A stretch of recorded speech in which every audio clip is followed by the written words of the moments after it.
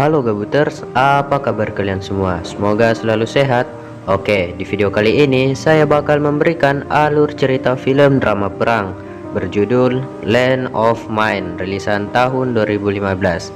Film ini berdasarkan kisah nyata, di mana setelah Jerman menyerah, sekelompok tawanan perang Jerman diperintahkan menjinakkan lebih dari 2 juta ranjau di pantai barat Denmark dengan menggunakan tangan kosong dan tanpa bantuan alat seperti metal detektor dan lain-lain.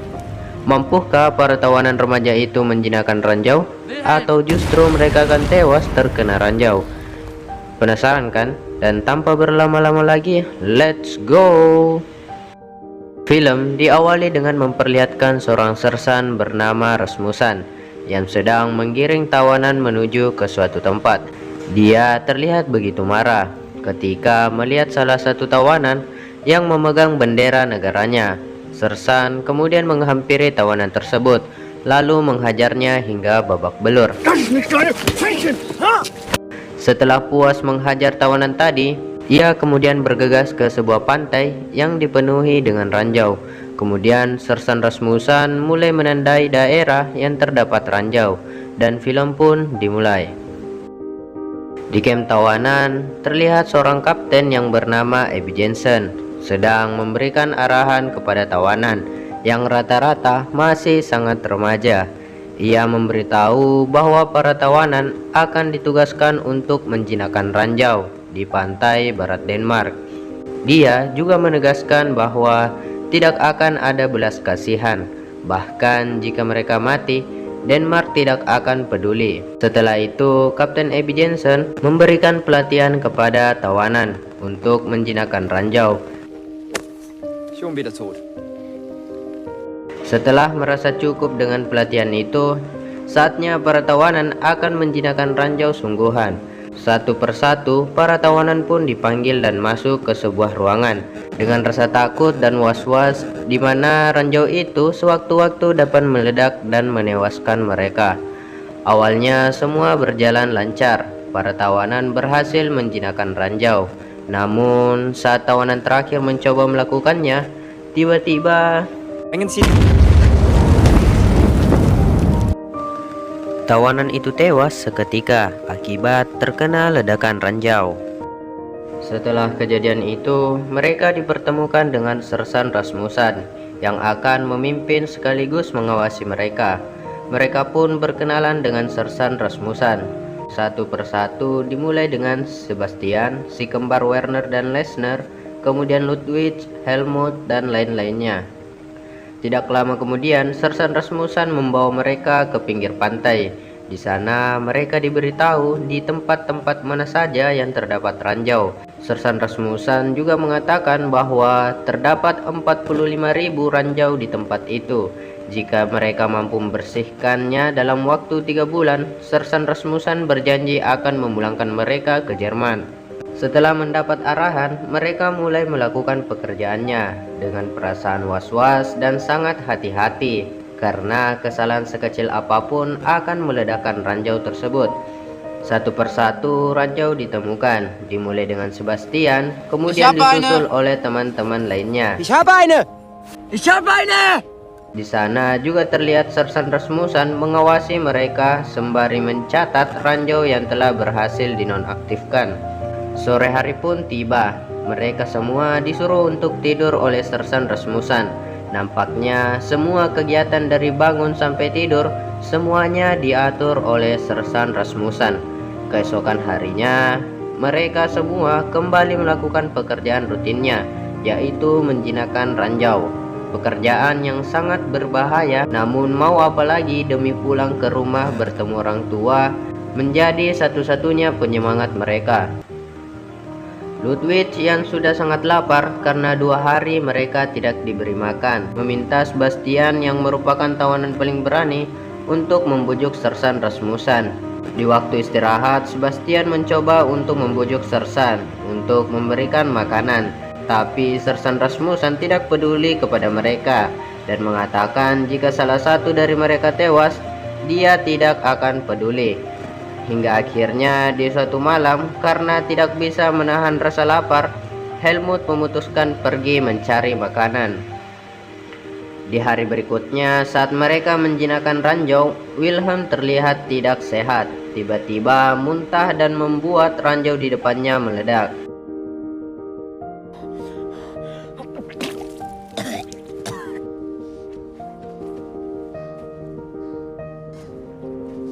Wilhelm!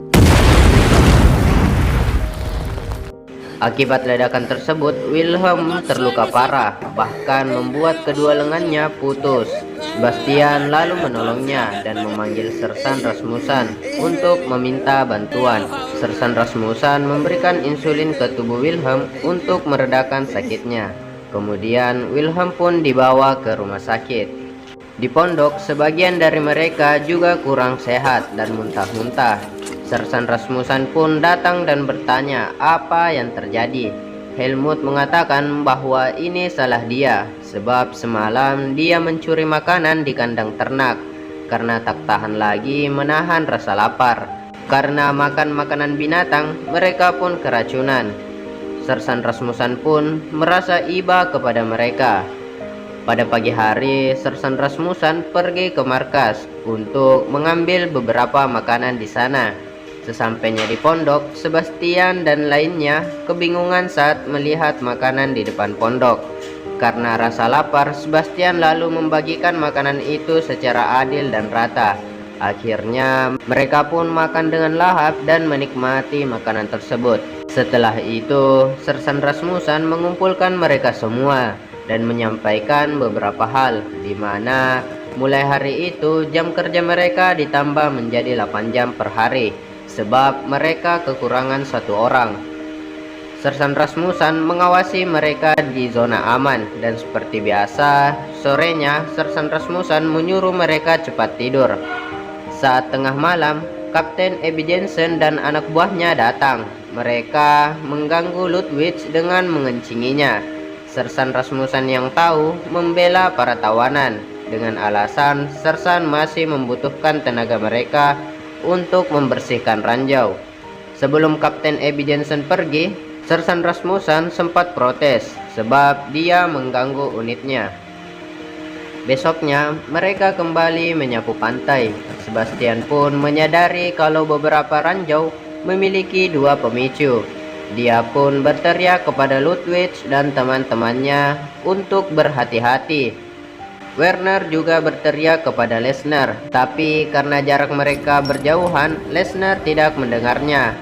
Lesnar lalu mengangkat ranjau yang dikiranya sudah aman dan tiba-tiba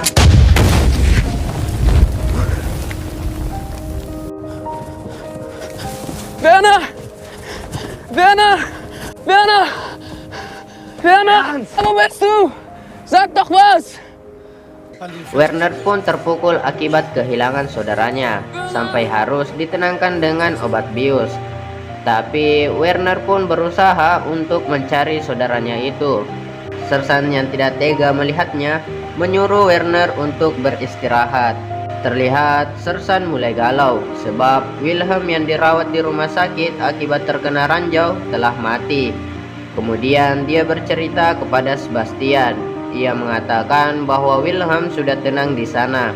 Sebastian yang mendengar hal itu hanya terdiam dengan tatapan kosong yang seakan tak mempunyai harapan lagi. Setelah kejadian kemarin, Sersan Rasmussen meliburkan para tawanan. Mereka diajak bermain bola dan bersenang-senang untuk melupakan insiden kemarin yang menyeramkan. Mereka pun bermain bola dan tampak senang. Di tengah permainan datang dua tawanan baru untuk menggantikan Wilhelm dan Lesnar yang sebelumnya tewas. Mereka bernama Joseph dan Albert. Di sisi lain, Werner tampak terpukul. Ia memilih menyendiri dan tidak ikut bermain bersama Sersan dan teman-teman lainnya. Kita kembali ke Sersan dan lainnya. Setelah bermain bola, mereka kembali ke pondok. Saat sedang berjalan, Sersan Rasmussen bermain dengan anjingnya. Sersan Rasmussen melempar bola yang dikejar anjingnya, dan anjingnya pun terkena ranjau dan tewas seketika.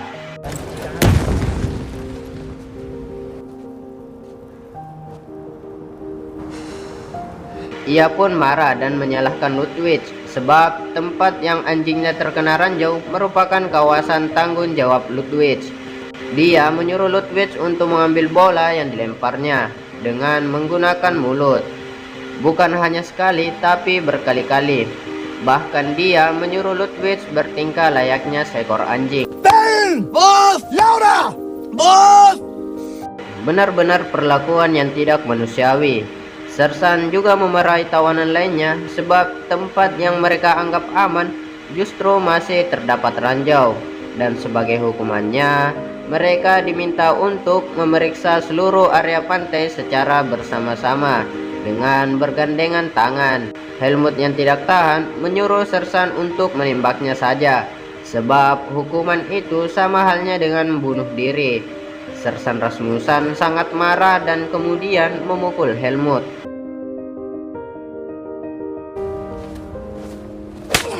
Willst du was sagen, Soldat? Rede, Fate, Baby! Guck mich an! Akhirnya mereka pun bersama-sama mengecek pantai tersebut. Singkatnya, pada saat hari masih sangat pagi, tiba-tiba datang seorang ibu ke pondok tawanan, meminta tolong kepada para tawanan karena diketahui anak perempuannya berada di pantai yang masih terdapat ranjau.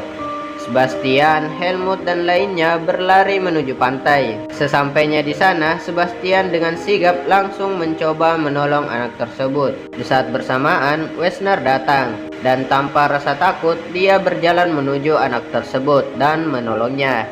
Anak tersebut berhasil diselamatkan. Tapi Wessner yang sudah putus asa berjalan membelakangi Sersan dan teman-temannya. Akibatnya dia terkena ranjau dan seketika tewas. Tubuhnya hancur berkeping-keping tanpa sisa. Tak lama sang Sersan datang dan menguatkan Sebastian bahwa semua ini akan berakhir dan mereka akan pulang ke rumah. Tak terasa hampir 3 bulan berjalan. Mereka sudah hampir menyelesaikan tugasnya. Sudah banyak ranjau yang berhasil mereka jinakkan. Terlihat Joseph, Albert, dan lainnya sedang memindahkan ranjau ke mobil. Namun tiba-tiba Das Beste. Das ist immer noch das Beste. terjadi ledakan begitu besar. Ledakan tersebut sampai terdengar ke Sersan Rasmussen dan Sebastian. Mereka semua berlari menuju ledakan tersebut. Dan betapa terpukulnya mereka mengetahui semuanya telah tewas dan tidak menyisakan apapun. Setelah kejadian itu, Sersan Rasmussen menghentikan pembersihan ranjau karena sisa tawanannya tinggal 4 orang saja, yaitu Sebastian, Helmut, Ludwig, dan Rudolf. Mereka berempat akhirnya diizinkan untuk pulang ke negara asalnya. Kapten Ebian tahu, lalu mencegahnya. Kapten Ebi lalu memanggil Sersan Rasmussen dan mengatakan mereka tidak akan dipulangkan. Mereka hanya dipindahkan ke pantai yang lain untuk membersihkan ranjau. Mendengar hal itu, Sersan Rasmussen memohon kepada Kapten Ebi untuk memulangkan mereka. Tapi Kapten Ebi menolak dan terjadi perdebatan antara keduanya. Der er ingen af de drenge, der er gode mennesker, og du har ingen anelse om, hvad de har på samvittigheden. Du er løgn overfor mig, du har gjort det lige for date.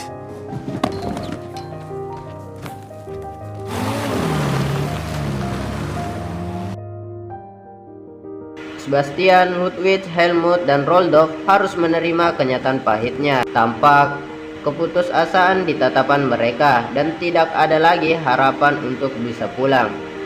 Di sisi lain, Sersan Rasmussen menyogok orang dalam untuk membebaskan mereka berempat. Sesampainya di pantai, mereka berempat dipanggil dan disuruh untuk naik ke sebuah truk.